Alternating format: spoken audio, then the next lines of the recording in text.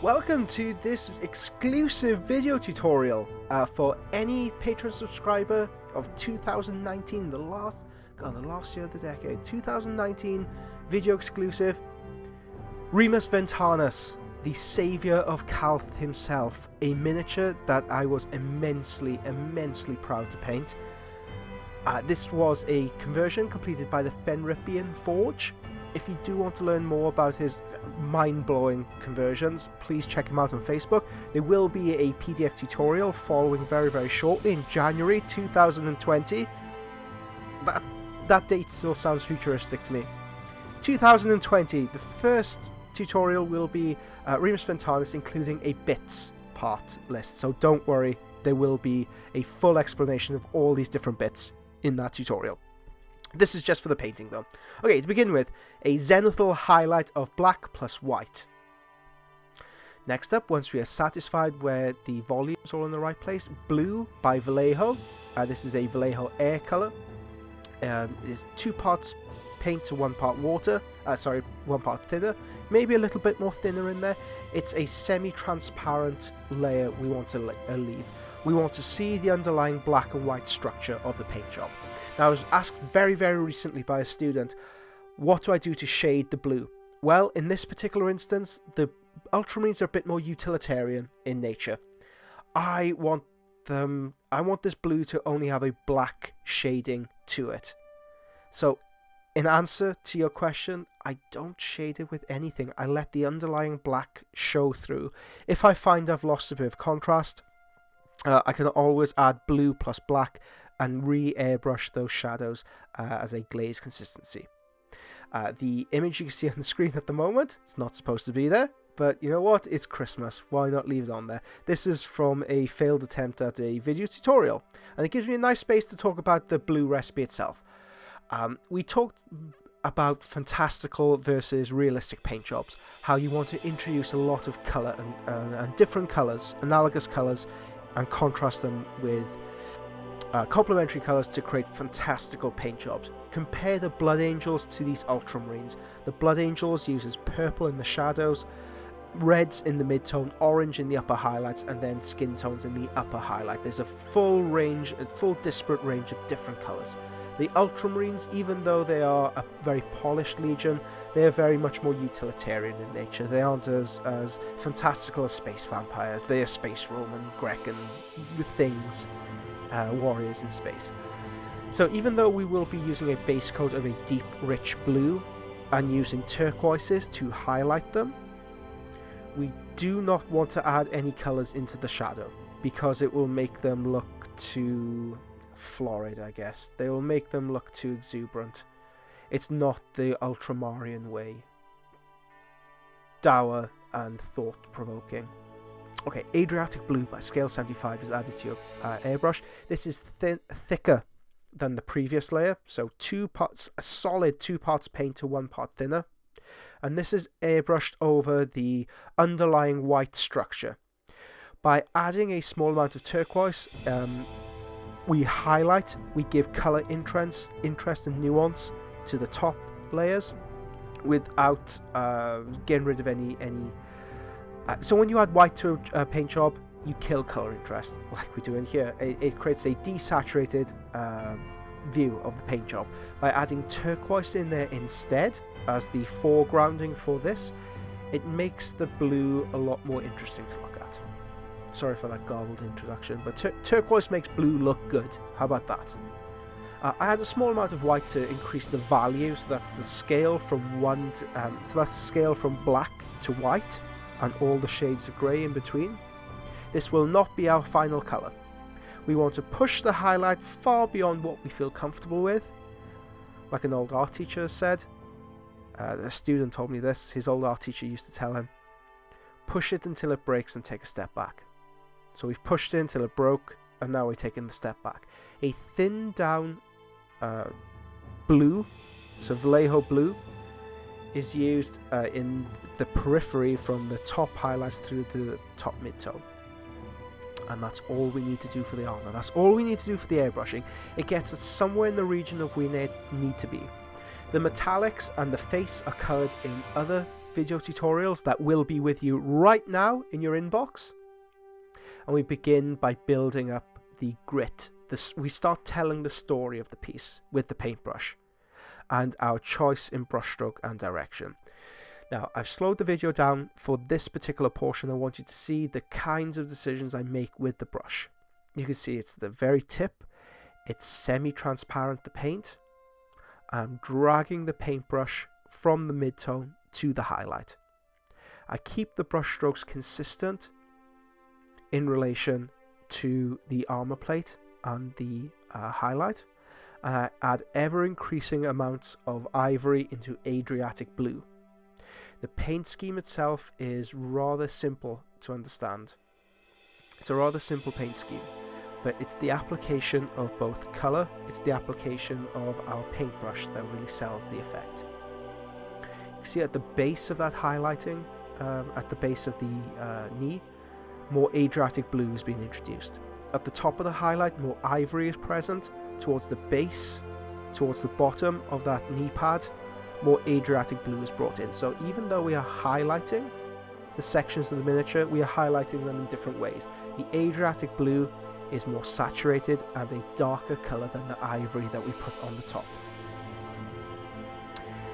Now, for the rest of the video, we'll speed things up ever so slightly, and we'll be adding chips, we'll be adding those incidental fractures that armor plate will naturally accrue during the course of its career. And this is Remus Ventaris. This is at the height of the Calth scourging. This is him about to spear some poor word bearer. You can see at the top portions of all the armor plate, more ivory has been added. And when I do this kind of thing, I get bored very easily painting. So I find I have to break things up by adding a few scratches here and there. Mentally, oh god, this sounds so sad. Mentally, I'm telling myself I'm creating a story on the miniature. How did he pick up this scratch? Where did he pick? Was this a bolt round? Was this a knife? Was this just a piece of shrapnel spinning off a downed fire raptor that's just clipped his armor plate? It's one of the many thousands and thousands of little minor scratches that would be present on ultramarine armor, on armor in general, that we need to bring to life in our brushwork. Airbrush work gets us in the vicinity of where we want to be. The paintbrush work, the paintbrush really tightened things up. I've used the example before of IKEA furniture, that when you put together a table, you screw in the screws very loosely, make sure it all hangs together correctly, and then once you make sure you've used all the parts and all the screws in the right place, you haven't screwed upside down, that's when you tighten the bolts. The brushwork is tightening those bolts.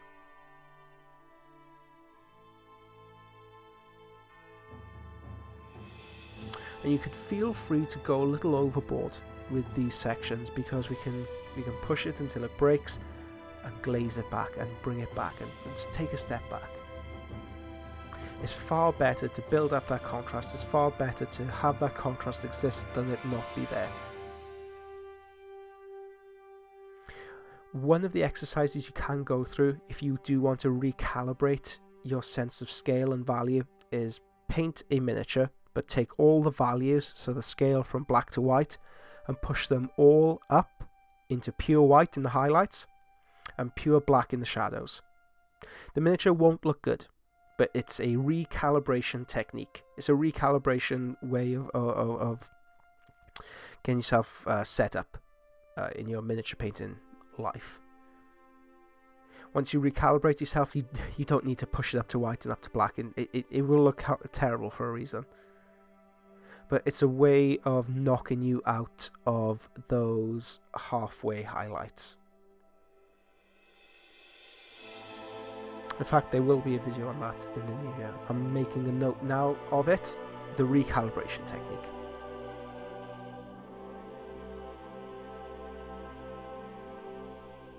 I do want to peak those highlights, especially on those very top armor plates. Wherever you traditionally add a edge highlight, that's where we need to start building our highlights. But on a section like this, we do want to take into consideration the volume as well. So we need to bridge the gap between the highlights with Adriatic blue and then mixing ever increasing amounts of ivory in there.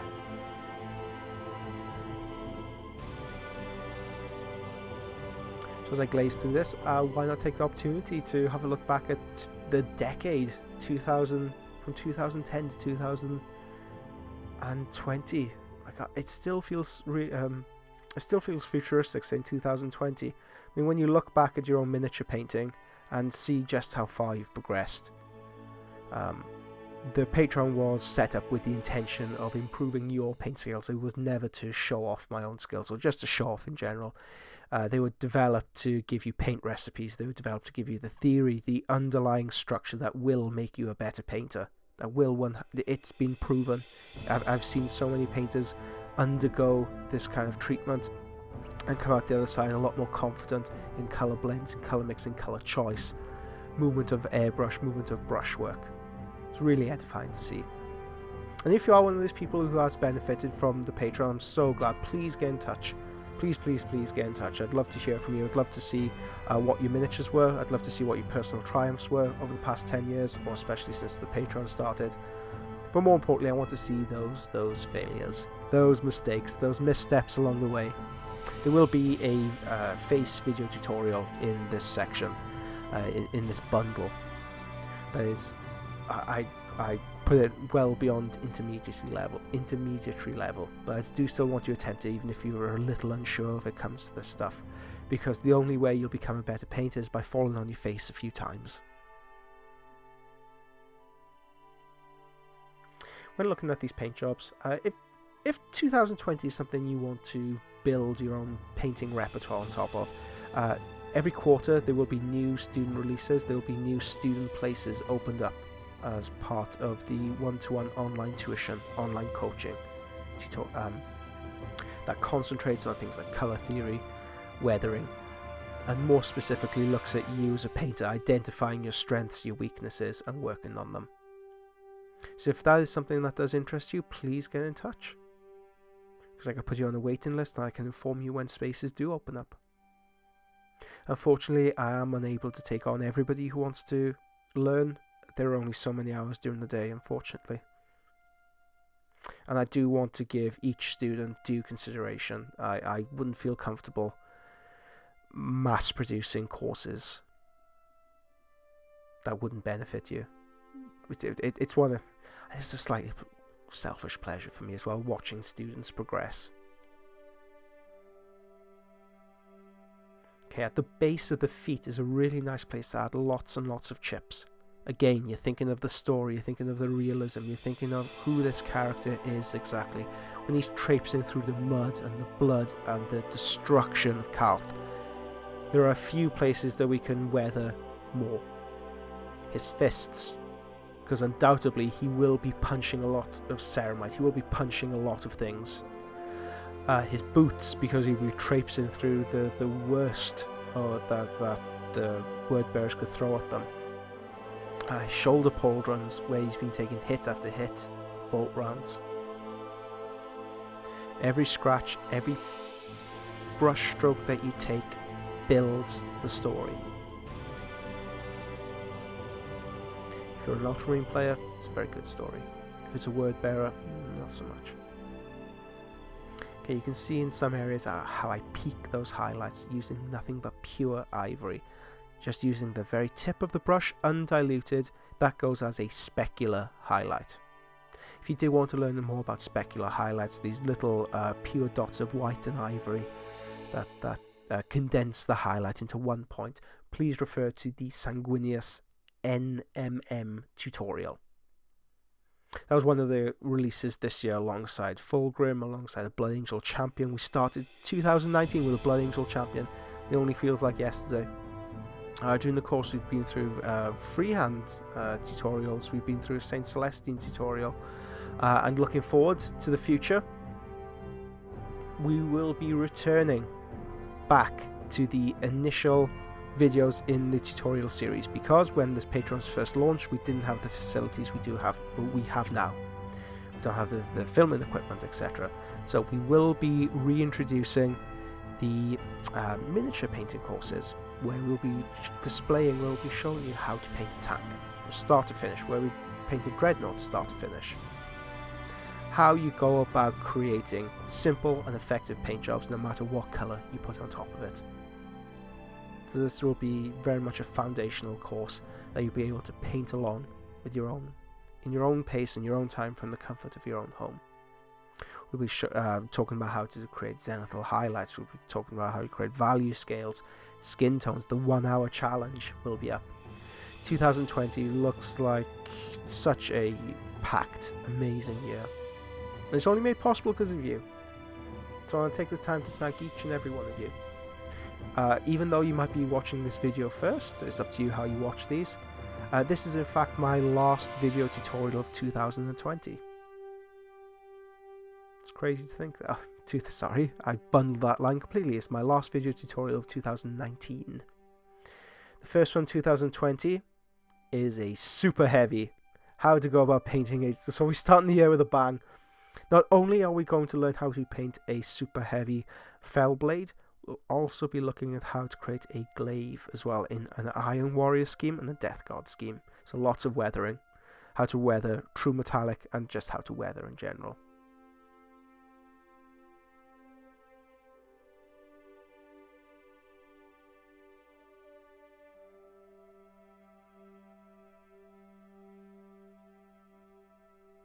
Okay, and that's the tutorial. Thank you very much, guys, for watching alongside me. If you do employ this tutorial on anything, please feel free to contact me. Tag me in any posts you see online. If you could share the Patreon, I'd be immensely grateful. Word of mouth is the best way to introduce new people. And if you've gained anything from it, if you've gained anything at all, I'd really appreciate it if you could share it with friends and people who would be interested in signing up and improving their own painting. Thank you so much, guys, and I'll see you bright and bushy-tailed in 2020. Okay, bye-bye!